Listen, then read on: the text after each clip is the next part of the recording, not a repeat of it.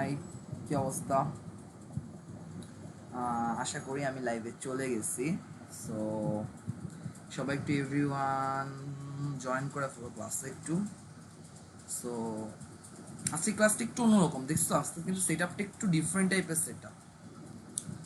তোমরা খেয়াল করছো কিনা জানি না, আজকে সেট আপটা একটু ডিফারেন্ট কোয়ালিটির অ্যান্ড আজকে আমি একটু অন্য স্টাইলের সেট আপ নিয়ে আসছি। এই তো, হ্যাঁ শোনা যাচ্ছে আই গেস। আচ্ছা, আমি একটু সবাইকে এভরিওয়ান মেনশনটা দিয়ে দিই। সাউন্ড ক্লিয়ার কিনা একটু বলো তো, সাউন্ড ক্লিয়ার কিনা একটু বলো। সাউন্ড কি ক্লিয়ার? সাউন্ড কি ক্লিয়ার? সাউন্ড ক্লিয়ার কিনা একটু বলো তো। সাউন্ড ক্লিয়ার না হলে আমাকে একটু জানাও।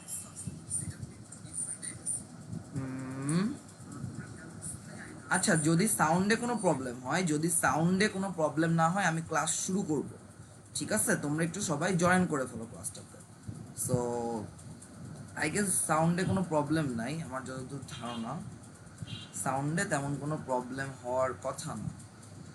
সো আমি যেটা করব সেটা হচ্ছে 5 থেকে আর 2 মিনিট ওয়েট করব, তারপরে আমরা হচ্ছে ক্লাসে জয়েন করব। 2 মিনিটের পরে আমরা ক্লাসে জয়েন করব। সো সবাই একটু ক্লাসটাতে জয়েন করতে হবে। আজকের ক্লাসটা অনেক মজার হবে, ইন্টারেস্টিং হবে। আমরা সবাই ক্লাসটা করব, আমরা সবাই ক্লাসটা করব, ঠিক আছে? সবাইকে ক্লাসটা করতে হবে, কেমন? আচ্ছা, তো আমি একটু এভরিওয়ান মেনশনটা দিতে পারতেছি না, তোমাদের মধ্যে কেউ যদি থাকো তো এভরিওয়ান মেনশনটা দিয়ে দাও। সো তোমরা একটু জয়েন করে ফেলো সবাই,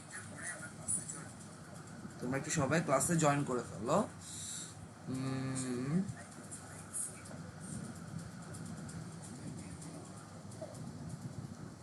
সব কি ক্লিয়ার? সব দেখা যাচ্ছে? সব কি স্পষ্ট দেখা যাচ্ছে? আমাকে একটু জানো সব ঠিক আছে, ঠিক আছে কিনা।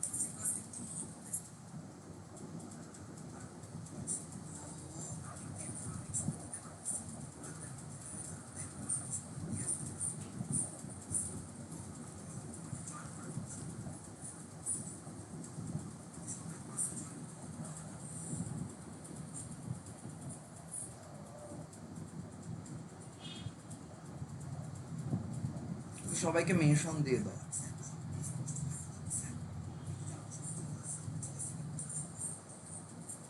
আমি দিতে পারতেছি না এভরিওয়ান মেনশনটা, I don't know why, but everyone মেনশনটা দেওয়া যাচ্ছে না। তোমরা একটু ক্লাসে জয়েন করে ফেলো, তোমরা ক্লাসে জয়েন করে ফেলো। আমি হচ্ছে 2 থেকে 3 মিনিট পরে হচ্ছে ক্লাসটা শুরু করব। সো একজন একটু এভরিওয়ান মেনশনটা দিয়ে দাও।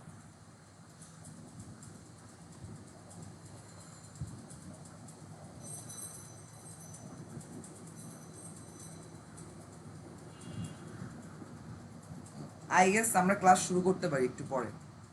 আচ্ছা, তোমরা কি আমাকে চিনো কেউ? তোমরা কি আমাকে কেউ চিনো? তোমরা কি আমাকে কেউ চিনো কিনা তাই বলো, তোমরা কি আমাকে কেউ চিনো কিনা? সাউন্ড কমাই দিই, এখান থেকে সাউন্ড যাচ্ছে। তোমরা কি আমাকে চিনো সবাই একটু বলো তো। আমি হলাম সৌভিক মণ্ডল জয়, নটরডেম কলেজ, আমার কলেজ হচ্ছে নটরডেম কলেজ। আমি এনডিসি 23 ব্যাচের। আমি হচ্ছে যে বর্তমানে রুয়েট এমিতে ভর্তি হব, রুয়েট এমিতে ভর্তি হব, ঠিক আছে? Most probably RUET mechanical engineering অথবা ঢাকা ভার্সিটি যে কোনো একটাতে, সো এটা এখন শিওর না। সো আমরা হচ্ছে ক্লাসের মেইন টপিকে চলে যাই। নমস্কার, নমস্কার, নমস্কার।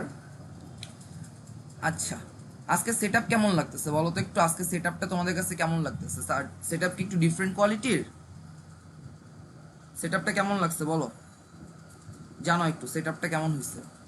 দাঁড়াও আমি একটু লাইটটা বাড়াই নি, তোমরা একটু বলো সেট আপটা কেমন হয়েছে। সেট আপ যদি ওকে থাকে তাহলে আমরা ক্লাসটা শুরু করব, সেট আপ ওকে থাকলেই আমরা ক্লাসটা শুরু করতে পারি, ঠিক আছে? তোমরা একটু সবাই জয়েন করো, তোমরা তো জয়েন করতেছো না, জয়েন না করলে তো ক্লাস করে মজা পাবা না বেশিরভাগ মানুষই। তোমরা যদি জয়েন না করো তাহলে তো ক্লাসে মজা পাবা না। যত বেশি এঙ্গেজমেন্ট হবে তত স্টুডেন্টরা আসবে, তত কিন্তু মজা হবে, বুঝতে পারছো? ওকে, ওকে। তো হচ্ছে যে তোমাদের আমি আর 2 মিনিট পরে ক্লাস শুরু করব, আর 2 মিনিট ওয়েট করব, তারপর ক্লাস শুরু করব। 2 মিনিট পরে আমরা ক্লাসটা শুরু করতে পারি। আচ্ছা, ঠিক আছে, তো হচ্ছে যে তোমরা সবাই আসো, হ্যাঁ তোমরা সবাই একটু একটু করে সবাই জয়েন করে ফেলো, কেমন? সবাই একটু জয়েন করে ফেলো, তোমরা সবাই একটু জয়েন করে ফেলো।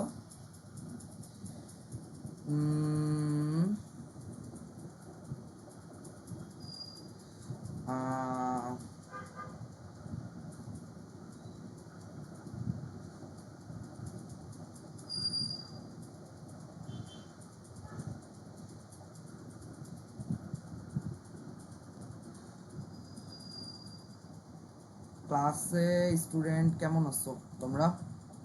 তাহলে তোমরা বলো তোমরা কেমন আছো? তোমরা কেমন আছো বলো সবাই, তোমরা সবাই কেমন আছো?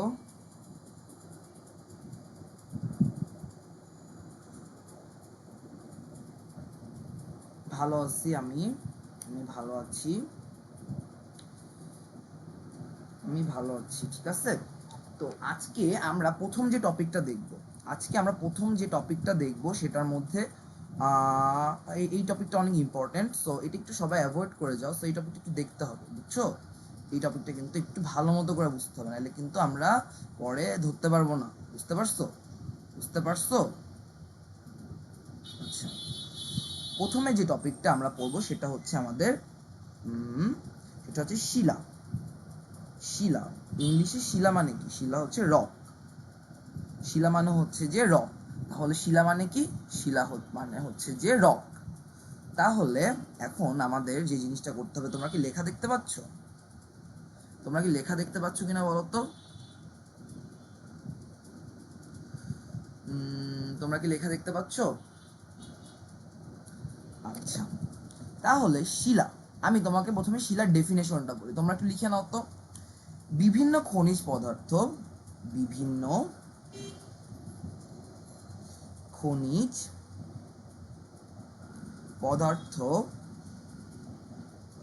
মিশ্রিত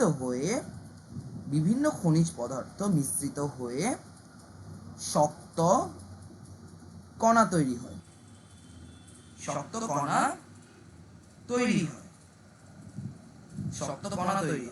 বিভিন্ন খনিজ পদার্থ মিশ্রিত হয়ে শক্ত কণা তৈরি হয়। তাহলে সেটাকে কি বলতেছি আমরা? সেটাকে আমরা বলতেছি এই কণাগুলো যখন একত্রিত হবে, এই শক্ত কণাগুলো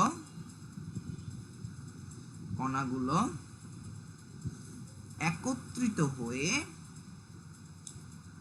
যে পদার্থ তৈরি করে, এই কণাগুলো একত্রিত হয়ে যে পদার্থ তৈরি করে, ঠিক আছে? তাহলে এই কণাগুলো যে পদার্থ তৈরি করে তাকে আমরা কি বলছি? তাকে আমরা শিলা বলতেছি। তাহলে আমরা শিলার ডেফিনেশনটা আমরা বুঝলাম, আমরা শিলার ডেফিনেশনটা বুঝতে পেরেছি। তাহলে এখন আমরা আসি শিলা কি, শিলা কোথা থেকে আসলো, শিলা কিভাবে হইলো, শিলার প্রকারভেদ সবকিছুই আমরা আস্তে আস্তে দেখব, ঠিক আছে? শিলা কি, শিলা কিভাবে আসলো, শিলা কোথা থেকে আসলো, এটা কিন্তু জানবো। এটা খানিকটা আমাদের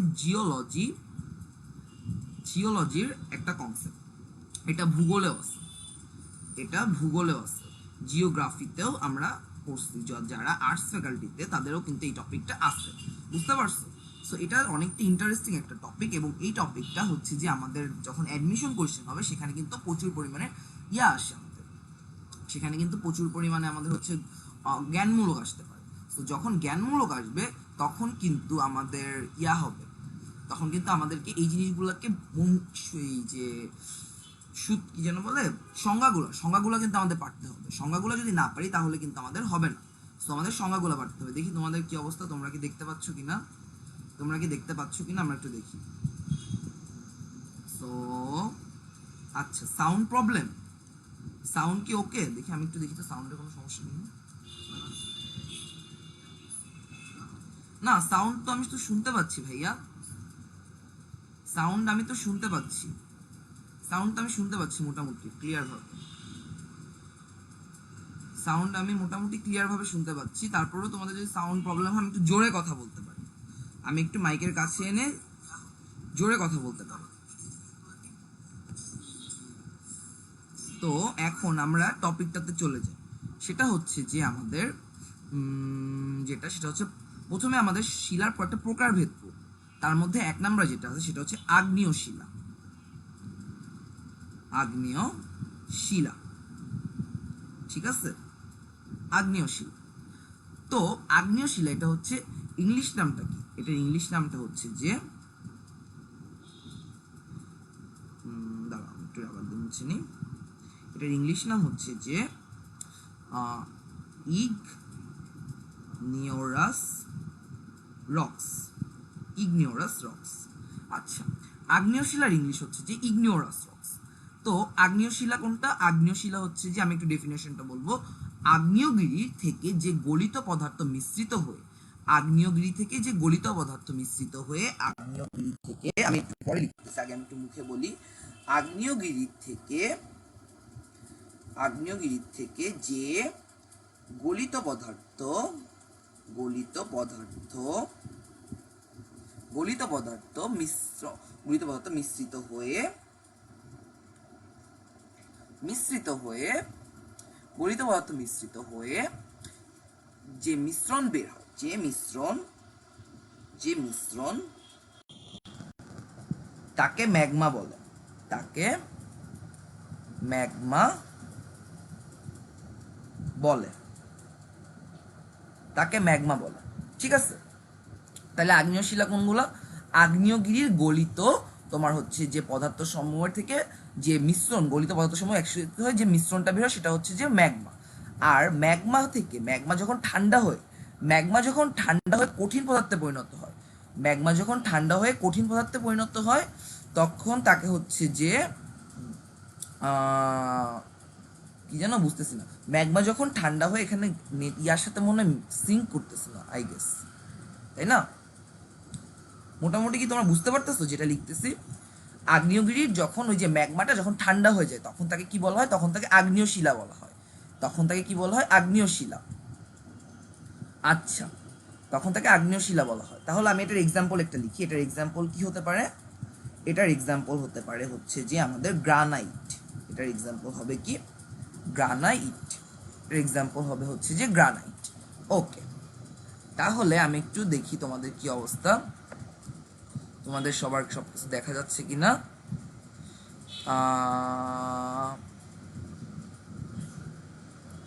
আচ্ছা, লোগোটাতে সমস্যা হচ্ছে, লোগোটাকে কি সমস্যা হচ্ছে? এখন কি ঠিক আছে? এখন আই গেস ঠিক আছে, এখন আই গেস ঠিক আছে, এখন আই গেস ঠিক আছে। তো বিষয়টা হচ্ছে যে এখন মনে হয় ঠিক আছে, এখন মনে হয় সমস্যা হওয়ার কথা না। আমি ওই লোগোর উপরে লিখছি, আগের বার মনে হয় লোগোর ভিতরে ঢুকে গেছে লেখাটা। ঠিক আছে, এখন মনে হয় ঠিক আছে তোমাদের, এখন ঠিক আছে। আচ্ছা, তাহলে তোমাকে একটু বলি, প্রথমে হচ্ছে আগ্নেয় শিলাটা কি? আগ্নেয়গিরির গলিত পদার্থ সমূহের মিশ্রণ থেকে যে শিলাটা হচ্ছে যে পাবো সেটাকে আমরা আমরা বলবো হচ্ছে যে যে মিশ্রণটা পাবো সেটাকে আমরা ম্যাগমা বলবো।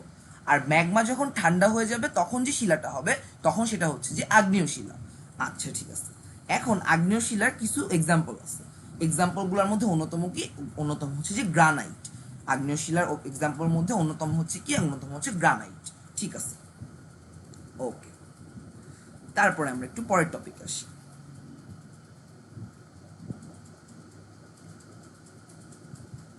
তাহলে আমরা একটু পরের টপিক আসি।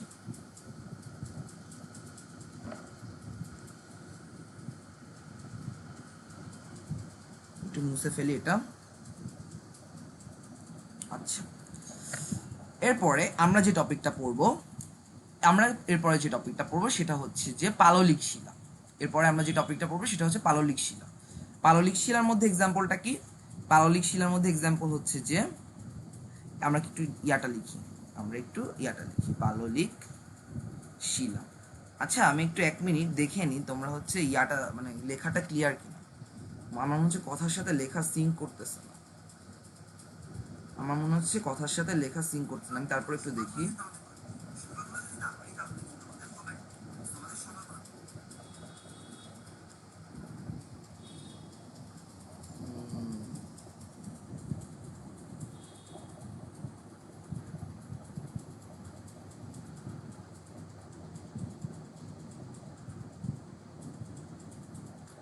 লেখা কি দেখা যাচ্ছে? তুমি একটু একজন জানাও তো লেখা দেখা যাচ্ছে কিনা। আমার নেটটা এখানে নেটটা আমার এখানে একটু খুব বেশি ভালো না, সো বুঝতেছি না এখানে লেখা দেখা যাচ্ছে কিনা। আমি একটু এখান থেকে দেখি তো লেখা দেখা যাচ্ছে কিনা।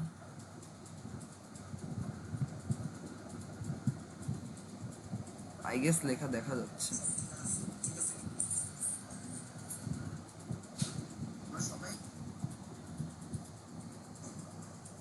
ও হ্যাঁ, লেখা দেখা যাচ্ছে, লেখা দেখা যাচ্ছে, ঠিক আছে, লেখা দেখা যাচ্ছে। এখন তাহলে আমরা একটু পরের টপিকে যাই, সেটা হচ্ছে পাললিক শিলা। পাললিক শিলার ইংলিশটা কি? পাললিক শিলার ইংলিশটা হচ্ছে যে তোমাদের সেডিমেন্টারি রক্স। পাললিক শিলার এক্সাম্পলটা হচ্ছে কি সেডিমেন্টারি রক্স। পাললিক শিলার এক্সাম্পল কি সেডিমেন্টারি রক্স। তাহলে সেডিমেন্টারি রক্স কোনগুলা? সেডিমেন্টারি রক্স হচ্ছে যে তোমরা প্রথমে বালি বালি কাদামাটি কাদামাটি এবং পলি। পলি কোনগুলো বলো তো? ওই যে নদীর ধারে যে ওই যে যে মাটিগুলো যেখানে পানির পরিমাণটা অনেক বেশি থাকে, সেখানে যে ওই ইয়াটা থাকে না, সেটাকে হচ্ছে যে বলা হচ্ছে যে পলি মাটি। এই পলি মাটিতে কিন্তু ফসলটা খুব ভালো হয়, পলি মাটিতে ফসলটা খুব ভালো হয়। তাহলে কাদা, বালি, পলি মাটি এইগুলা যখন একত্রিত হয়ে জমা হবে, এগুলা একত্রিত হয়ে জমা হবে, এগুলো একত্রিত হয়ে জমা হবে, এগুলো একত্রিত হয়ে জমা হবে। সো একটু একটা সেকেন্ড একটু ওয়েট করো। সো পলি, কাদামাটি আর হচ্ছে যে একত্রিত হয়ে জমা হবে। এগুলা জমা হওয়ার পরে কি হবে? এগুলা জমা হওয়ার পরে এগুলা জমা হওয়ার পরে যেটা হবে সেটা হচ্ছে যে তোমার এগুলো জমা হওয়ার পরে এগুলো জমা হওয়ার পরে এগুলো হচ্ছে যে সবগুলো একত্রিত কণাগুলো স্তরে স্তরে একটা লেয়ার বাই লেয়ার আকারে থাকবে। এগুলো একত্রিত হয়ে একটা লেয়ার বাই লেয়ার আকারে থাকবে, এবং লেয়ার বাই লেয়ার আকারে থাকার পরে এগুলো যখন প্রত্যেকটা এক একটা লেয়ার বাই লেয়ার আকারে থাকে, তখন কিন্তু তোমরা কি করতে পারবা? তখন কিন্তু তোমরা ইজিলি বুঝতে পারবা যে এইগুলাকে আমরা কি বলছি? পাললিক শিলা বলতেছি। এগুলাকে আমরা কি বলতেছি? পাললিক শিলা। পাললিক পাললিক পাললিক শিলা। পাললিক শিলা এগুলাকে আমরা বলতেছি পাললিক শিলা। এগুলাকে আমরা কি বলতেছি? এগুলাকে আমরা বলতেছি পাললিক শিলা। ওকে, তাহলে আমরা এটাকে আবার একটু পড়ি। প্রথমে আমরা কি করব? প্রথমে আমরা যেটা করব সেটা হচ্ছে যে প্রথমে আমাদের হচ্ছে যে বালি, পলিমাটি, কাদা এগুলার একত্রিত হয়ে জমা হবে। এগুলা কি হবে? এগুলা একটা লেয়ার বাই লেয়ার আকারে জমা হবে। এগুলা কি হবে? এগুলা একটা লেয়ার বাই লেয়ার আকারে জমা হবে। এগুলো একটা লেয়ার বাই লেয়ার আকারে যখন জমা হবে, তখন আমরা একটা ধরনের শিলা পাবো। এই শিলাটার নাম কি? এই শিলাটার নাম হচ্ছে যে এগুলার নাম হচ্ছে যে কি? পাললিক শিলা। ওকে, তাহলে আমরা পাললিক শিলা কি এটা বুঝলাম। তাহলে আমরা পাললিক শিলা কি এটা আমরা বুঝলাম, ঠিক আছে। আমরা পাললিক শিলা বুঝতে পারছি। আমরা পাললিক শিলা বুঝতে পারছি না? আমরা তো পাললিক শিলা বুঝতে পারছি। তাহলে আমরা পাললিক শিলা বুঝতে পারছি। ওকে, তাহলে আমরা একটু এর পরের টপিকটাতে যাই।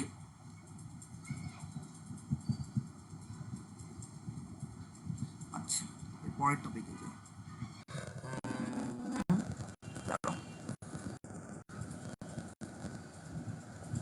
এটা একটু হ্যাং করছে পিসিটা, এক মিনিট একটু ওয়েট করো। এরপরে আমরা পরের টপিকে যাব। এরপরে এরপরে আমাদের যেটা আছে সেটা হচ্ছে যে আমাদের আর বেশি টপিক না আমাদের, বুঝছো, আমাদের রূপান্তরিত শিলা। এই অধ্যায়টা সহজ, এই অধ্যায়টা সহজ, বাট এই অধ্যায়টা একটু বুঝতে হবে। এই অধ্যায়টা একটু বোঝার ব্যাপার আছে, এই অধ্যায়টাতে একটু বোঝার ব্যাপার আছে, বুঝতে পারছো? এই অধ্যায়টাতে একটু বোঝার ব্যাপার আছে। সো আমি একটু ইয়ারটা অন করে দিই। সো এবার মনে হয় তোমাদের সমস্যা হওয়ার কথা না।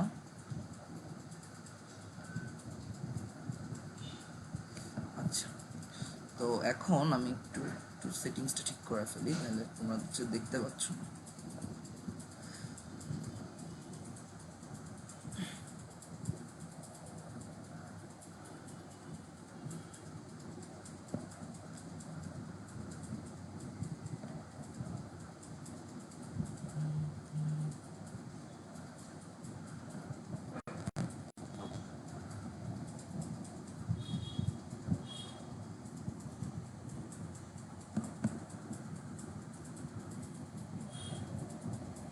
আচ্ছা, তো যেটা করতে হবে সেটা হচ্ছে যে আমি জাস্ট একটু সেটিংসটা ঠিক করে ফেলি, না হলে তোমরা দেখতে পাবা না। ওকে, তো এখন এইবার ঠিক আছে, এবার ঠিক আছে। এবার দেখো, এবার তোমরা দেখতে পাবো, এবার ক্লিয়ারলি দেখতে পাবো। এবার আমি যদি লিখি এবার আমার লেখা ক্লিয়ারলি আসার কথা।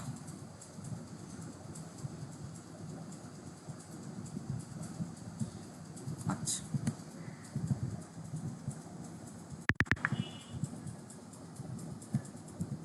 আচ্ছা ঠিক আছে, তাহলে এবার আমরা একটু এর পরের টপিকটাই যাই। এর পরের টপিকে কোনটা আছে? এর পরের টপিকে আমাদের যেটা আছে সেটা হচ্ছে যে আমাদের আমাদের হচ্ছে যে রূপান্তরিত শিলা। রূপান্তরিত রূপান্তরিত শিলা বা রূপান্তরিত শিলা বা হচ্ছে যে কি মেটামরফিক রক্স। আচ্ছা আচ্ছা, মেটামরফিক রক্স কোনগুলা? দেখো ভাইয়া, আগ্নেয় শিলা, তারপরে হচ্ছে যে তোমার পাললিক শিলা, এরপরে এই দুইটা আগে যে দুইটা পড়ছে, আগ্নেয় শিলা, পাললিক শিলা, বিভিন্ন আগ্নেয় শিলা, পাললিক শিলা। আমরা এবার বিভিন্ন টাইপের আকরিক পড়ব। তাহলে আমরা একটু নোট করে ফেলি, এই জিনিসটা একটু নোট করে ফেলি। 1 মিনিট একটু দাঁড়াও, এই জিনিসটা একটু আমরা নোট করে ফেলি। তাহলে আমরা একটা ছক করি, আমরা একটা ছক করব। ছক করে আমরা প্রথমে এক সাইডে কি লিখব? এক সাইডে লিখব হচ্ছে যে ধাতু, অন্য সাইডে লিখব হচ্ছে যে তার আকরিক। আমরা এক সাইডে ধাতু লিখবো, অন্য সাইডে তার আকরিক লিখবো। দেখি একটু লিখতে পারি কিনা। প্রথমে হচ্ছে মার্কারি। মার্কারি তো আমরা সবাই চিনি। তারপরে আমরা জিঙ্ক, যেগুলো দরকার আমি সেগুলো একটু লিখে দিচ্ছি, সবগুলো তো লেখার দরকার নাই। তারপরে হচ্ছে যে লেড, দেখি স্ক্রিনটা তোমার হচ্ছে কিনা, আবার লেখা ইয়ার নিচে চলে যাচ্ছে কিনা। ওয়েট,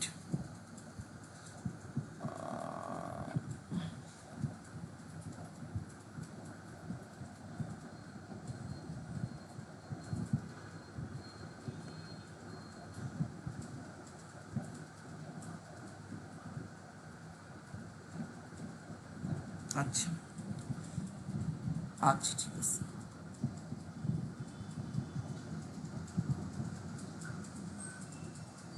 ওকে, তাহলে এবার আমরা একটু দেখি লেড। তাহলে এবার দেখি আয়রন, সরি এর সাথে কি আছে? আয়রন।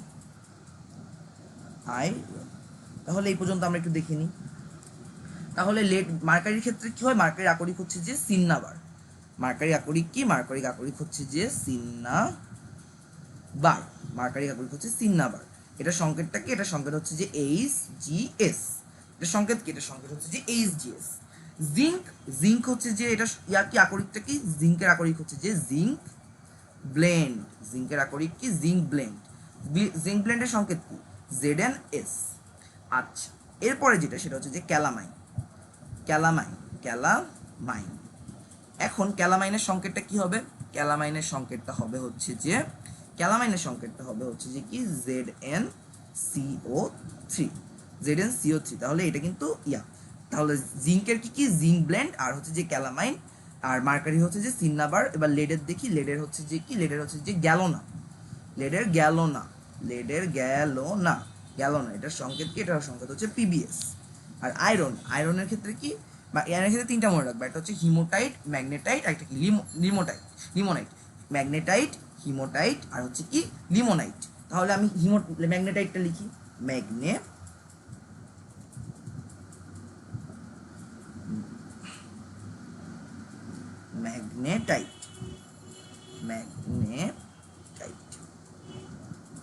আচ্ছা, ম্যাগনেটাইট যদি আমরা লিখি সেটা হচ্ছে Fe3O4। তারপরে হেমোটাইটের যদি লিখি, হেমোটাইট কি? হেমোটাইট হচ্ছে যে তোমার Fe2O3। আর লিমোটাইট হচ্ছে কি? লিমোনাইট হচ্ছে যে তোমার এটাও Fe2O3, বাট এটার সাথে কি আছে? 3 অণু পানি আছে। এটার সাথে 3 অণু পানি আছে। এটার সাথে 3 অণু পানিও আছে। আচ্ছা আচ্ছা ঠিক আছে, তাহলে আমরা বুঝতে পারলাম এখানে কি কি আছে। তাহলে আমরা এখানে কি লিখছি? মার্কারি, জিঙ্ক, তারপরে লেড, তারপরে আয়রন, তারপরে হচ্ছে লিমোনাইট। এটার সাথে কি কি, তাহলে এটার সংকেতগুলো আমরা পারলাম। আমরা এরপরে আর কয়েকটা লিখবো। তোমাদের কি লেখা শেষ হয়েছে? তোমাদের কি এগুলো লিখছো? তোমরা যদি এগুলো তুলে থাকো তাহলে আমি এর পরের টপিকটায় যাব। তোমরা যদি এটা তুলে থাকো তাহলে আমি এর পরের টপিকটায় যাব। তোমরা ক্লাসের শেষে স্লাইডটা পেয়ে যাবে। তোমরা ক্লাসের শেষে এটা স্লাইড পেয়ে যাবে। আচ্ছা আমি একটু দেখি তোমরা হচ্ছে যে তোমাদের লেখা শেষ হয়েছে কিনা। একজন একটু রেসপন্স করো যে লেখা শেষ হয়েছে কিনা, বলো ওদের কি লেখা শেষ হয়েছে? এখন ক্যালামাইনের সংকেতটা কি হবে? ক্যালামাইনের সংকেতটা হবে হচ্ছে যে ক্যালামাইনের সংকেতটা হলো হচ্ছে ZnCO3। আমরা এটা বিভিন্ন টাইপের আগ্রহী। তাহলে আপনি তোমরা কি লেখা দেখতে পাচ্ছ না?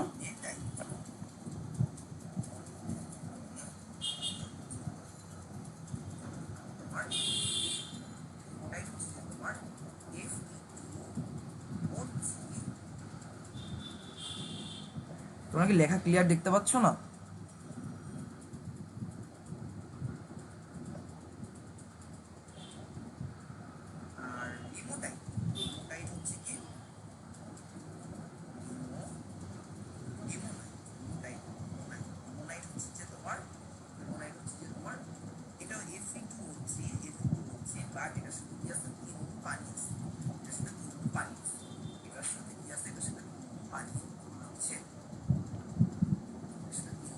আই এম নট শিওর যে তোমার লেখা দেখতে পাচ্ছ কিনা, বাট লেখা দেখতে পাওয়ার কথা ছিল।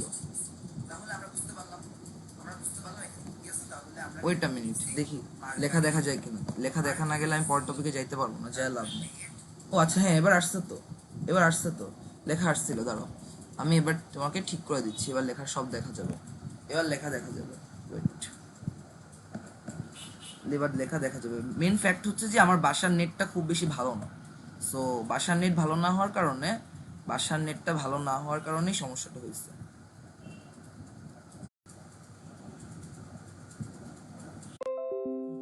আচ্ছা সোডিয়াম, কপার, অ্যালুমিনিয়াম। আচ্ছা কপারের ক্ষেত্রে কি হবে? কপারের ক্ষেত্রে copper pyrites, copper pyrites, pyrites, copper pyrites. তারপরে হচ্ছে যে এটা সংকেতটা কি? CuFeCuFeS2, copper pyrites. তারপর হচ্ছে চালকোসাইট। এর আরেকটা হচ্ছে কি? চালকোসাইট। আরেকটা হচ্ছে যে চালকোসাইট। চালকোসাইটের সংকেতটা কি হবে? Cu2S। এবার অ্যালুমিনিয়ামের ক্ষেত্রে কি হবে? অ্যালুমিনিয়ামের ক্ষেত্রে যেটা হবে সেটা হচ্ছে বক্সাইট। বক্সাইটের নাম তোমরা সবাই শুনছো, বক্সাইটের নাম সবাই শুনছো না? বক্সাইটের সংকেতটা কি বলতো? Al2O3, Al2O3 ইন্টু 2 অণু পানি, Al2O3 ইন্টু 2 অণু পানি। এবার সোডিয়ামের ক্ষেত্রে কি? সাগরের পানি। সোডিয়ামের ক্ষেত্রে কি হবে? সাগরের পানি। তাহলে সাগরের পানির সংকেতটা কি? সাগরের পানির সংকেতটা হচ্ছে NaCl।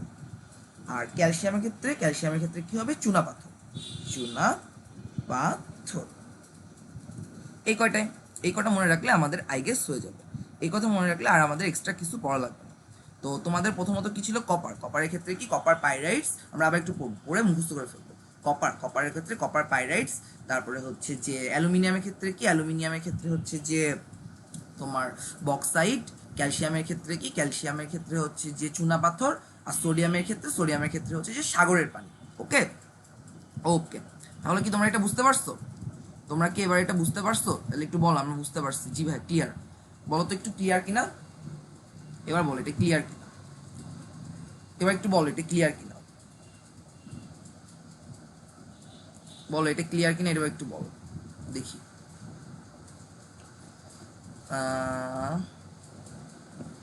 দেখি এবার এটা ক্লিয়ার কিনা। তোমার যে জিনিসটা এবার করতে হবে সেটা হচ্ছে যে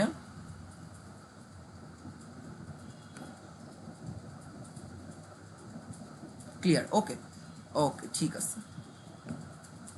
এবার তাহলে আমরা নেক্সট টপিকে চলে যাব। এবার হচ্ছে যে সংকর ধাতু। সংকর ধাতু টপিকটা তোমাদের বারবার অনেক বেশি ইম্পর্টেন্ট। তো সংকর ধাতুর মধ্যে যে জিনিসটা আছে সেটা হচ্ছে যে ধাতব লোহা, অধাতব কার্বন, হ্যান ত্যান অনেক কিছু, কোনটার পার্সেন্টেজ কত, কোনটা কি, কোথা থেকে কি আসছে, এগুলো অনেক কিছু টপিক আছে। সো আমি যদি এতগুলো টপিক পড়াই, তো এর মধ্যে যে কয়টা ইম্পর্টেন্ট আমি জাস্ট সেইগুলো তোমাদের দেখাবো। এর মধ্যে যেগুলো ইম্পর্টেন্ট আমি জাস্ট সেইগুলো দেখাবো। তাহলে আমি এটাও একটু একটা ছক আকারে লিখে দিই, এটাও আমি একটা ছক আকারে লিখে দিব, তাহলে তোমার হচ্ছে যে এটা পড়তে সুবিধা হবে, বুঝতে পারছো? তাহলেও এটা তোমার পড়তে সুবিধা হবে। ওকে, তাহলে আমরা একটু দেখি এটা একটু দেখি তাহলে এটা একটু দেখি। প্রথমে হচ্ছে যে ধাতুর সংকর, ধাতু সংকর, যেগুলো সংকর ধাতু। আচ্ছা, সংকর ধাতুর ডেফিনেশনটা কেউ একটু বলো তো সংকর ধাতু কি? বলো সংকর ধাতু কি? সংকর ধাতু কি বলো? যেসব ধাতু অনেকগুলা ধাতু মানে অনেকগুলা মৌলিক পদার্থের সমন্বয়ে তৈরি হয়, অনেকগুলো মৌলিক পদার্থ একটা পার্সেন্টেজ করে থাকে, ওটাকে আমরা সংকর ধাতু বলি। ঠিক আছে, ওটাকে আমরা কি বলি? সংকর ধাতু বলি, ওটাকে আমরা সংকর ধাতু বলি। ওকে, তাহলে আমরা একটু দেখি, এটা আমরা সংকর ধাতু হচ্ছে যে আমরা কয়েকটা সংকর ধাতু পড়বো, তার উপাদানগুলো পড়বো। ঠিক আছে, দেখি আমরা পারি কিনা। তাহলে প্রথমে পড়বো হচ্ছে স্টিল, স্টিল। তারপরে আমরা দেখবো হচ্ছে ইস্পাত, ইস্পাত। এটার ইংলিশ নাম কি জানো? Stainless steel, stainless steel, stainless steel. এটার ইংলিশ নেম হচ্ছে যে স্টেইনলেস স্টিল। তারপরটার নাম হচ্ছে কি? তারপরটার নাম হচ্ছে পিতল বা হচ্ছে যে ব্রাশ, এটাকে ব্রাশ বলা হয়। ব্রাশ কেন বলা হয়? এটা হচ্ছে যে পিতল, পিতলের ইংলিশ নাম হচ্ছে যে ব্রাশ। তারপর হচ্ছে কাঁসা। তোমরা যে বাসায় অনেকে যাদের হচ্ছে যে একটু মানে কালচারালটা মেনটেন করো, তোমরা কিন্তু কাঁসার থালে খাইছো অনেকেই কিন্তু কাঁসার থাল ইউজ করো, কাঁসা, পিতল, কাঁসা এগুলো কিন্তু ইউজ করো। তাহলে এটার বানানটা একটু ভুল যাইতে পারে, আমি একটু বানানটা ঠিক করে লিখে দিই। এটার বানানটা হচ্ছে যে ব্রোঞ্জ, এটার বানানটা হচ্ছে যে কি? Bronze, bronze, bronze.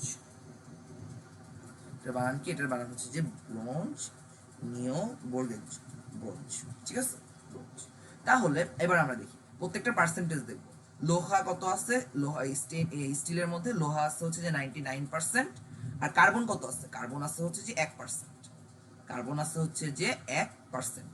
তাহলে এটা কিসের জন্য? যখন এটা স্টিল তখনকার জন্য।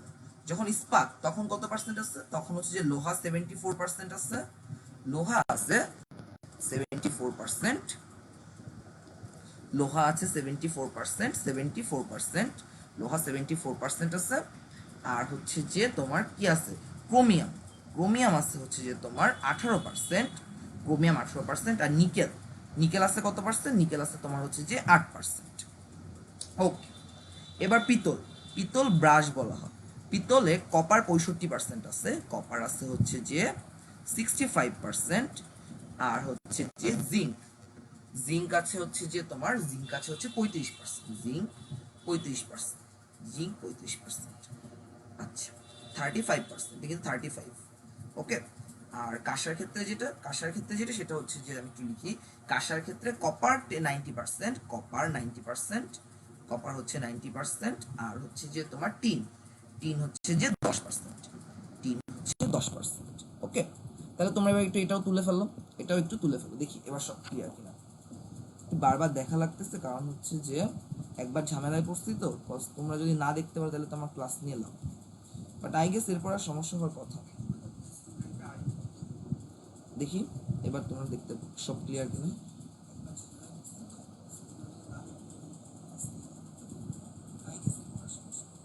আচ্ছা ঠিক আছে, এবার ঠিক আছে, আর কোনো সমস্যা হচ্ছে না। ঠিক আছে, আর কোনো সমস্যা হচ্ছে না। ওকে, ঠিক আছে, এবার আমরা একটু পরের টপিকটায় যাব, সাউন্ড প্রবলেম। আমি তাহলে একটু একটা কাজ করতে, সেটা হচ্ছে আমি জোরে কথা বলতে পারি, তাহলে ঠিক হয়ে যাবে, তাহলে ঠিক হয়ে যাবে। সাউন্ড প্রবলেম হচ্ছে জোরে কথা বললেই ঠিক হয়ে যাবে। আচ্ছা, এবার আমাদের আজ জাস্ট অল্প কিছু টপিক বাকি রয়েছে, তারপর আমরা কিছু এমসিকিউ সলভ করব, তারপরে আমরা বেশ কিছু এমসিকিউ সলভ করব। ঠিক আছে, তাইলে আমাদের হয়ে যাবে অধ্যায়টা, আমাদের আর অধ্যায়ে বেশি কিছু বাকি নেই। আমরা এবার কিছু রিয়াকশন দেখব, আমরা ধাতু নিষ্কাশনের প্রক্রিয়াটার কিছু রিয়াকশন দেখব। ওকে, তাহলে আমরা প্রথমে মার্কারিটা দেখি, প্রথমে মার্কারিটা দেখি, প্রথমে এটা মুছে ফেলি, আমরা এটা মুছে এবার প্রথমে মার্কারিয়াটা দেখি ভাবে কিভাবে হচ্ছে ধাতুগুলোকে নিষ্কাশন করা যায়, সেটা হচ্ছে যে আমরা এখান থেকে দেখতে পারবো। তো আমি একটু কালারটা চেঞ্জ করে ফেলি, কালারটা আমি এবার আমি একটু রেড কালার নিই। সো এই পাশে আমরা মার্কারির রিয়াকশনটা দেখবো, মার্কারির রিয়াকশন। ওকে, ওকে, তাহলে আমরা মার্কারির আমরা কি জানি, মার্কারির আকরিক কি? মার্কারির আকরিক হচ্ছে যে সিন্নাবার। মার্কারির আকরিক কি? মার্কারির আকরিক হচ্ছে সিন্নাবার। মার্কারির আকরিক হচ্ছে যে সিন্নাবার। তাহলে সিন্নাবার যেটা, সেটার ক্ষেত্রে আমরা যেটা জানি, সিন্নাবারের হচ্ছে যে নিষ্কাশনের একটা বিক্রিয়া, এই রিয়াকশনগুলো আসতে পারে, সো রিয়াকশনগুলো আমি জাস্ট দেখাবো, একবার করে দেখাবো, ঠিক আছে? রিয়াকশনগুলো আমি একবার লিখে দিই। 2HGS, সিনাবারের সংকেত কি? HGS না, সিনাবারের সংকেত কিন্তু HGS, ঠিক আছে? 2HGS, 3 অণু অক্সিজেন একত্রিত হয়ে বিক্রিয়া করবে, বিক্রিয়া করে কি উৎপন্ন হবে? 2 into HGO plus 2 into sulphur dioxide, ঠিক আছে?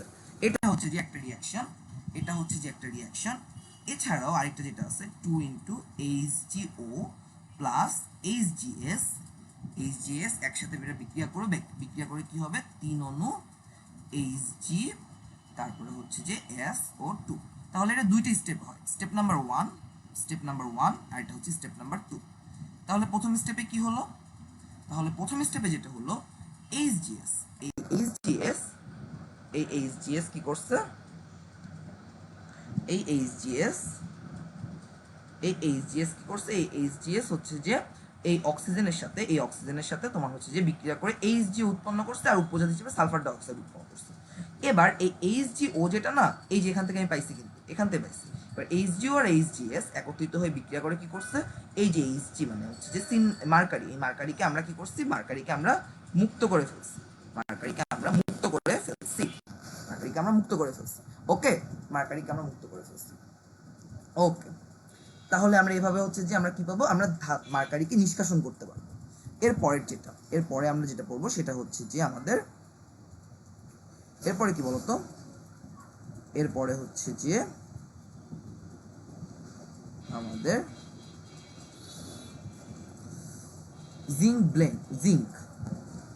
এরপরে আমাদের হচ্ছে জিঙ্কের ক্ষেত্রে কি হবে? জিঙ্কের ইয়ার নাম কি বলো? আকরিকের নাম কি? জিঙ্কের আকরিকের নাম কি বলো? জিঙ্কের আকরিকের নাম একটু আগে পড়েছি। জিঙ্কের আকরিকের নাম হচ্ছে যে কি? জিঙ্ক ব্লেন্ড বা ZNS। তাহলে এটা রিয়াকশনটা কি হবে? দেখি রিয়াকশনটা আমি লিখি। রিয়াকশনগুলো মুখস্থ করতে হবে জাস্ট। রিয়াকশনগুলো কি হবে? 2 ইন্টু ZNS, 3 ইন্টু অক্সিজেন একত্রিত হয়ে বিক্রিয়া করবে, বিক্রিয়া করে কি উৎপন্ন করবে? বিক্রিয়া করে উৎপন্ন করবে হচ্ছে যে 2 into ZNO plus 2 into sulphur dioxide, এবার ZNO প্লাস তারপরে হচ্ছে যে কার্বন। এই যে ZNO প্রথম ধাপে আমরা ZNO পাইছি না, এটার সাথে আবার কার্বনের বিক্রিয়া করাবো। কার্বনের বিক্রিয়া করে আমরা কি পাবো? এর সাথে কার্বনের বিক্রিয়া করে আমরা জিঙ্ক পাবো, আর তার সাথে জিঙ্কটা সলিড আকারে থাকবে, তার সাথে আমরা উপজাত হিসেবে কি পাবো? Carbon monoxide. তাহলে এবার আমরা একটু দেখি। স্টেপ নাম্বার 1 আমি কি করছি? জিঙ্ক ব্লেন্ড, এটার সাথে আমি অক্সিজেনের বিক্রিয়া ঘটাইছি, সেখান থেকে আমি ZNO পাইছি আগেরটার মতো। এটা হচ্ছে স্টেপ নাম্বার 1, এটা হচ্ছে স্টেপ 1। স্টেপ 2 তে আমরা কি করছি? স্টেপ 2 তে আমরা যেটা করছি সেটা হচ্ছে যে সেম এই জিঙ্ক ব্লেন্ড কার্বনের সাথে আমরা বিক্রিয়া করাইছি, তখন আমরা জিঙ্ক মুক্ত করছি। এখান থেকে আমাদের কিন্তু জিঙ্কটা মুক্ত হয়ে গেছে, ওকে, কিন্তু আমাদের জিঙ্ক মুক্ত হয়ে গেছে। তাহলে আমরা বুঝতে পারছি অ্যাকচুয়ালি কি ঘটনাটা ঘটছে।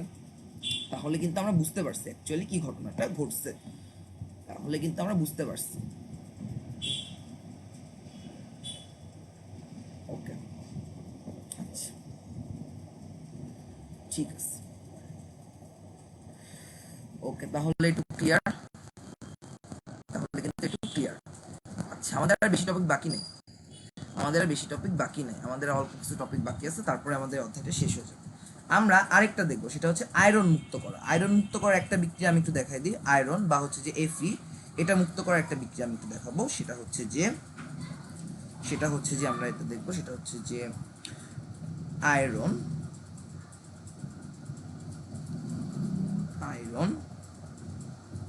আচ্ছা, আমি সুন্দর করে লিখে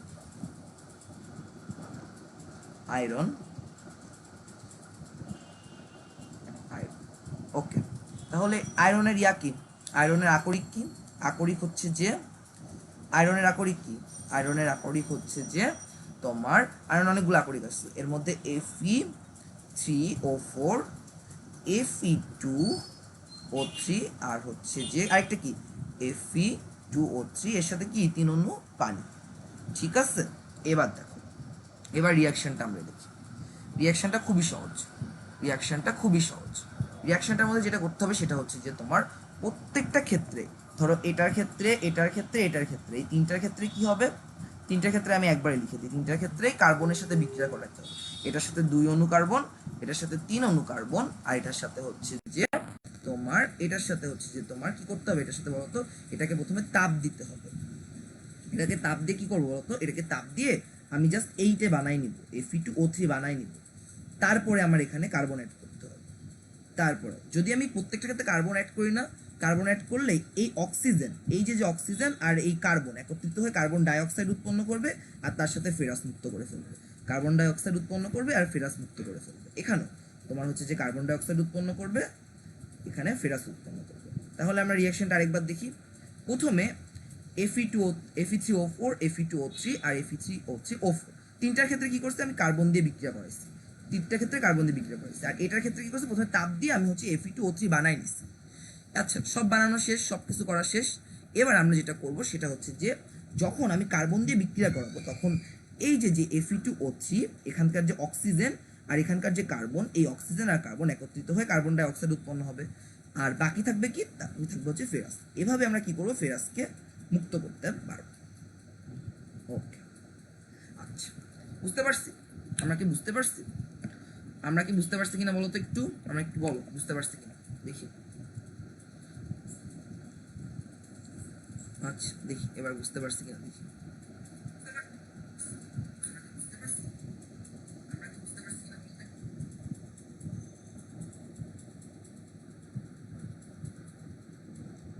আচ্ছা হ্যাঁ, কপার জিঙ্ক ব্লেন্ড, হিমোটাইট, লিমার, নেমেটাইট, ঠিক আছে, মানে তোমরা বুঝতে পারতেছো।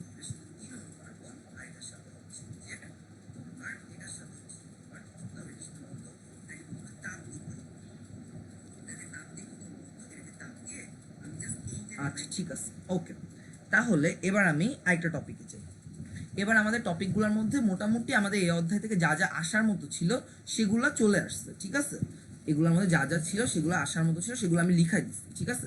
এর মধ্যে এর বাইরে আর কিছু আসবে না। এবার আমি কয়েকটা এমসিকিউ করাবো তোমার, এবার আমি কয়েকটা এমসিকিউ প্র্যাকটিস করাবো, দেখি পারো কিনা, একটু মুছে ফেলি। আই এম এক্সট্রিমলি সরি, ক্লাসের প্রথম দিকে একটু টেকনিক্যাল ইস্যুর জন্য ক্লাসের প্রথমটা খারাপ হয়েছে। এখন মনে হচ্ছে তোমাদের আর এই প্রবলেমসটা নাই। তো এখন আমরা খুব মনোযোগ দিয়ে ক্লাসটা করব। বলো প্রথমটা বলো, কোশ্চেন নাম্বার ওয়ান বলো। কোশ্চেন নাম্বার ওয়ান হচ্ছে যে স্টেইনলেস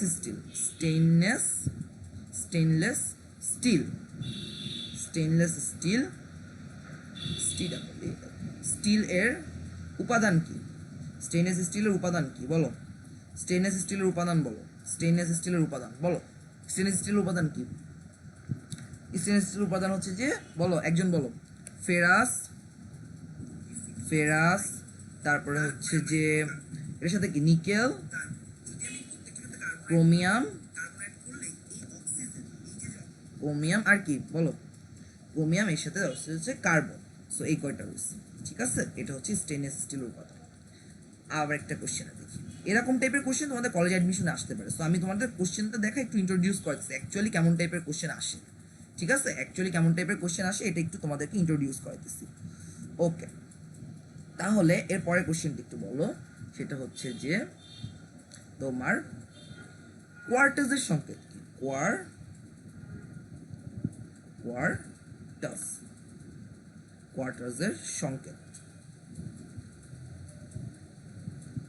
কোয়ার্টাজের সংকেত কি?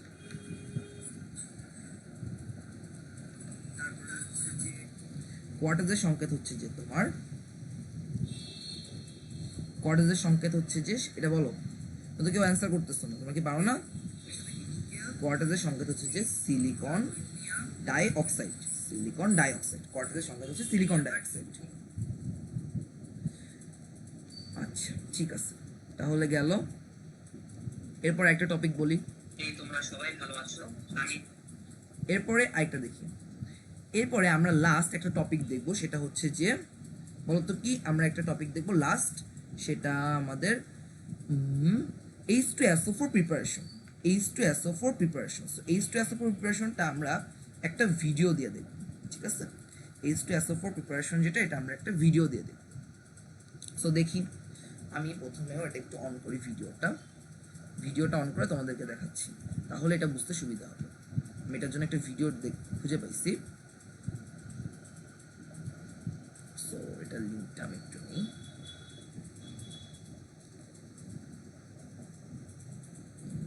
এক মিনিট একটু ওয়েট করে আমি ভিডিওটা তোমাদের দেখাই, তাহলে তোমাদের বুঝতে সুবিধা হবে।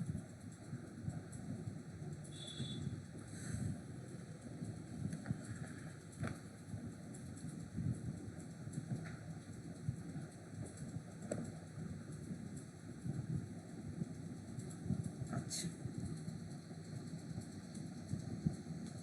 এই যে দেখো, দেখা যায় কিনা বলো, দেখা যায়?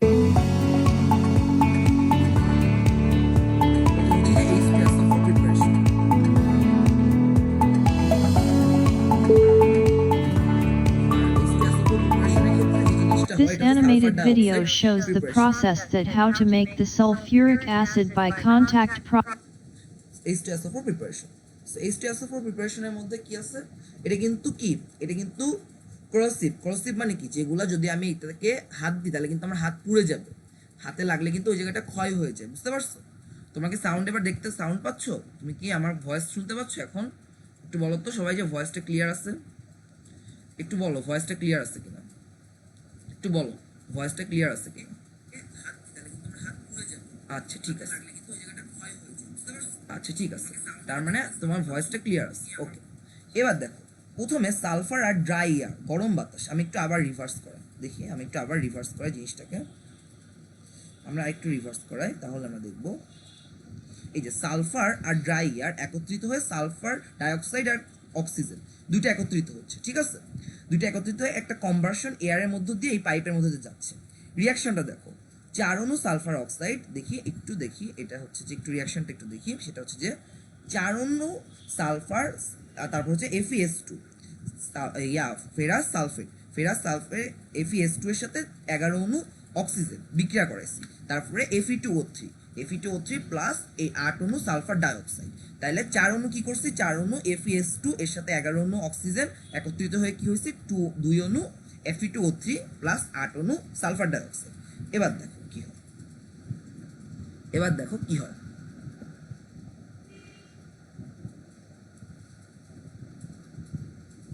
বোঝানো ছিল, এই যে এখানে।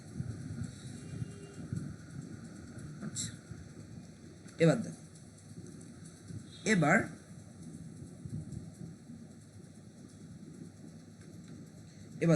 একটা ইয়ার মধ্যে দিয়ে গেছে, এবার সালফার ডাইঅক্সাইড আরেকটা ভ্যানাডিয়াম অক্সাইড, এটা হচ্ছে একটা প্রভাবক, ক্যাটালিস্ট বলা হয়, 450 ডিগ্রি সেলসিয়াস তাপমাত্রা একটা টেম্পারেচারে কনভার্ট করছে, তারপর সালফার ট্রাই অক্সাইডে পরিণত হয়েছে, এবার কিসে পরিণত হয়েছে, সালফার ট্রাই অক্সাইডে। আচ্ছা, সালফার ট্রাই অক্সাইডে পরিণত হয়েছে। এবার সালফার ট্রাই অক্সাইডে পরিণত হওয়ার পরে এবার একটা কম্বাসন গ্যাসের মধ্যে দিয়ে গেছে, তারপর এটা ওলিয়ামে পরিণত হয়েছে। ওলিয়াম কি, ধূমায়িত কার্বন ডাইঅক্সাইড। ওলিয়াম হচ্ছে ধূমায়িত কার্বন ডাইঅক্সাইড। এটার সংকেতটা কি দেখো তো, এটা সংকেতটা কিন্তু এই যে এইটা H2S2O7, এটা হচ্ছে যে এটার সংকেত, ঠিক আছে? এটা হচ্ছে এটার সংকেত, ওকে। এবার দেখো,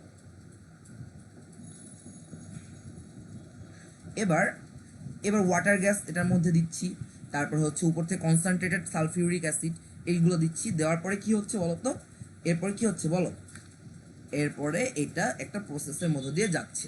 আমরা একটু সামনে আগাই, দেখি সামনে দাঁড়াই। এবার দেখো, তখন অ্যাবজর্ভার দিয়ে পানি যখন বের করতেছি তখন ফাইনাল একটা প্রোডাক্ট পাচ্ছি। প্রোডাক্টটা কি, আমাদের কাঙ্ক্ষিত সালফিউরিক অ্যাসিড। তাহলে এভাবে আমরা শিল্পক্ষেত্রে সালফিউরিক অ্যাসিডটা পাইতে পারি, বুঝতে পারছো? তাহলে আমরা সালফিউরিক অ্যাসিড কীভাবে পাইতে পারি, শিল্পক্ষেত্রে সালফিউরিক অ্যাসিড পাওয়ার জন্য আমাদের এই প্রসেসটা অ্যাপ্লাই করতে হবে, ঠিক আছে? এবার আমি রিয়াকশনটা লিখাই দিব, আমরা একটা গ্রাফিক্যাল ভিউ পাইছি, এবার আমরা রিয়াকশনটা লিখাই দিব, ওকে। হাই, এবার কি দেখা যাচ্ছে আমাকে? তারপর সালফার ট্রাই অক্সাইডে পরিণত হয়েছে, দেখি এবার দেখা যায় কিনা আমাদের।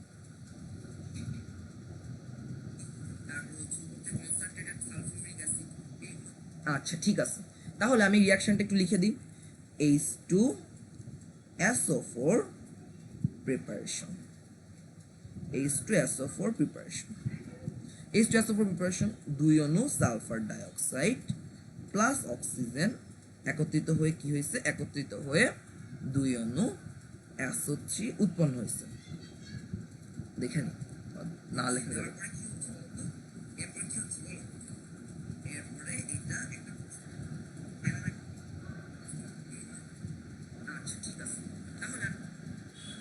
আচ্ছা হ্যাঁ দেখা যাচ্ছে। ওকে, তাহলে প্রথম ধাপে এটা হলো, এটা হচ্ছে গ্যাস উৎপন্ন হবে, এটা কিন্তু গ্যাস, এগুলো সবগুলাই গ্যাস। আচ্ছা তোমরা কিন্তু কোনটা কোন স্টেট এটা কিন্তু লিখে দিবা যদি পরীক্ষার হলে আসে, ঠিক আছে।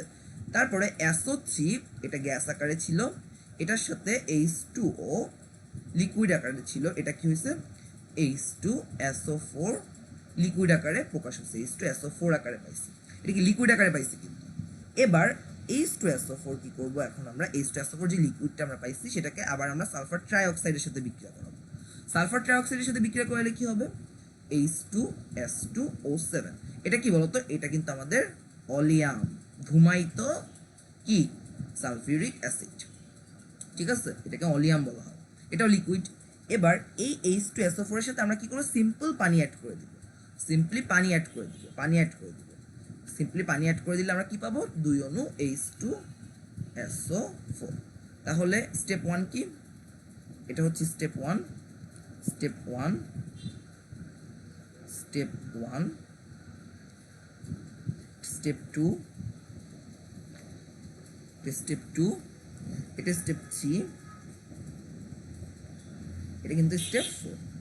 তাহলে আমি আরেকবার বলতেছি, দেখো প্রথমে আমি সালফার ডাইঅক্সাইড পাইলাম, আমরা হচ্ছে সালফার ডাইঅক্সাইড উৎপন্ন করলাম, এই সালফার ডাইঅক্সাইডটা আমরা পাওয়ার পর এটার সাথে আমি অক্সিজেনের সাথে বিক্রিয়া ঘটাবো, বিক্রিয়া ঘটানোর পর কি হবে, বিক্রিয়া ঘটানোর পরে সালফার ট্রাইঅক্সাইড উৎপন্ন হবে। এবার সালফার ট্রাইঅক্সাইডের সাথে আমি কি করবো, পানি অ্যাড করে দিব, তখন কি হবে, H2SO4 লিকুইড আকারে পাবো। এবার H2SO4 যখন লিকুইড আকারে পাচ্ছি, এটাকে আমরা কি করব, সালফার ডাইঅক্সাইড H2SO4 যে লিকুইডটা, আমরা তো লিকুইড না, আমাদের তো সালফিউরিক অ্যাসিডে গ্যাসটা লাগবে, তখন আমি এই আবার সালফার ট্রাইঅক্সাইডের সাথে বিক্রিয়া ঘটাবো, তখন বিক্রিয়া ঘটাইলে আমরা কি পাবো, তখন বিক্রিয়া ঘটাইলে আমরা পাবো হচ্ছে যে এই যে অলিয়ামটা পাবো। এই অলিয়ামকে আবার যদি আমি পানির সাথে বিক্রিয়া ঘটাই তাহলে আমরা কি পাবো, H2SO4 পাবো। এখান থেকে আমরা H2SO4 কে বের করতে পারবো। ওকে ওকে, দেখি এবার তোমরা সব ক্লিয়ার কিনা বলো, সব কি ক্লিয়ার, তোমরা কি বুঝতে পারছো এটা, এবার কি তোমরা বুঝতে পারছো, বলো রিয়াকশন কি বুঝছো তোমরা। আচ্ছা তোমার কি ভয়েস ক্লিয়ার, সব কিছু ক্লিয়ার, তোমরা কি সব বুঝতে পারছো কিনা বলো। আচ্ছা লাস্টে H2SO4 উৎপন্ন হবে, হ্যাঁ লাস্টে H2SO4 উৎপন্ন হবে। ও ঠিক আছে, ওকে। সো বেসিক্যালি আমাদের আমাদের যে এই চ্যাপ্টারটা, আমাদের এই চ্যাপ্টারটা কিন্তু ভাইয়া একটা প্রশ্ন আছে, ফিজিক্সের কার বই ভালো হবে, তপন স্যার নাকি ইসাক স্যার। আচ্ছা যেহেতু তোমরা ইন্টারমিডিয়েট অলমোস্ট উঠে গেছো, যেহেতু ইন্টারমিডিয়েট অলমোস্ট উঠে গেছো, তো তোমাদের বুকের যে ব্যাপারটা, এই ব্যাপারটা হচ্ছে যে তোমার আসলে প্রিপারেশনটা কেমন তার উপর বেস করে। সো বেসিক্যালি যাদের হচ্ছে যে একটু ভালো প্রিপারেশন নেওয়ার ইচ্ছা থাকে, যারা হচ্ছে যে একটু ডিপতে যাইতে চায়, একটু মানে একটু কঠিন ভাষাগুলো বুঝতে পারে, তাদের জন্য ইসহাক স্যারের বইটা ভালো, ইসহাক স্যারের বইটা ভালো ফিজিক্সের জন্য, কজ এখান থেকে প্রচুর কোশ্চেন আসে। এটা হচ্ছে first paper, physics first paper. আর সেকেন্ড পেপারের জন্য তপন স্যার, তপন স্যার কিসের জন্য, তপন স্যার হচ্ছে যে ফিজিক্স সেকেন্ড পেপারের জন্য, ফিজিক্স সেকেন্ড পেপারের জন্য, বুঝতে পারছো। আচ্ছা আমাদের সেকেন্ড পেপারের জন্য কি হবে, আমাদের সেকেন্ড পেপার কিন্তু আমাদের তপন স্যার লাগবে, তপন স্যার লাগবে, বুঝতে পারছো। তো সেকেন্ড পেপারে ইসাক স্যার আছে, তপন স্যারের বইটা ভালো। ওভারঅল সবগুলা বই ভালো, ওভারঅল কোনো বইটাই খারাপ না, বাট কোনোটা একটু সহজে বোঝা যায়, কোনোটা একটু মানে একটু যায় মানে কয়েকটা লাইন পড়ে বুঝতে হয়। সো এবার তোমরা তোমাদের পছন্দ মতো দেখবা।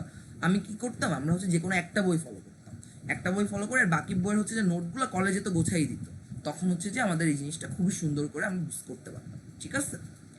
ওকে, তো এবার তোমাদের কি কারো কোশ্চেন আছে কোনো, বলো তোমাদের কি কারো কোনো কোশ্চেন আছে, কোশ্চেন আছে কিনা বলো, আর কি কোনো কোশ্চেন থাকলে বলো, আমাদের অধ্যায় শেষ।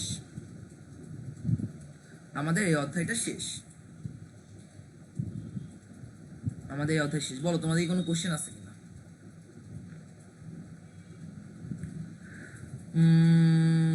মনে হচ্ছে এই অধ্যায়ে তোমাদের আর কোনো কোশ্চেন নাই, তোমরা সব ক্লিয়ার আছো মোটামুটি। এই অধ্যায়টা সহজ, বুঝতে পারছো? জাস্ট কয়েকটা মুখস্থর ব্যাপার আছে, এই জন্য এই অধ্যায়টা টাফ লাগে। এই অধ্যায়টা স্কিপ করতে মন চায়, এই অধ্যায়টা পড়তে মন চায় না। কিন্তু এই অধ্যায়টা যদি তুমি একবার যদি মুখস্থ করে ফেলতে পারো, জিনিসগুলো যদি মাথায় রাখতে পারো, তাহলে কিন্তু এই অধ্যায়টা খুব বেশি কঠিন না, বুঝতে পারছো? তাইলে কিন্তু এই অধ্যায়টা খুব বেশি কঠিন। ওকে, ঠিক আছে। তাহলে আজকে আমাদের পড়াটা এই পর্যন্তই থাকলো। আমরা নেক্সট দিন আরেকটা নতুন একটা টপিক নিয়ে আসবো। তো আনাম ভাই তো তোমাদের ক্লাস নেই, তার সাথে আমিও তোমাদের সাথে অ্যাড হচ্ছি। তো আশা করি তোমরা হচ্ছে আজকে ক্লাস খুব ভালো মতো বুঝতে পারছো। আমার সেট আপটা নিউ, বুঝছো? আমি এই সেট আপে আগে আসি নাই, তো আমার আজকে হচ্ছে ইউজড হইতে একটু প্রবলেম হয়েছে, বুঝতে পারছো?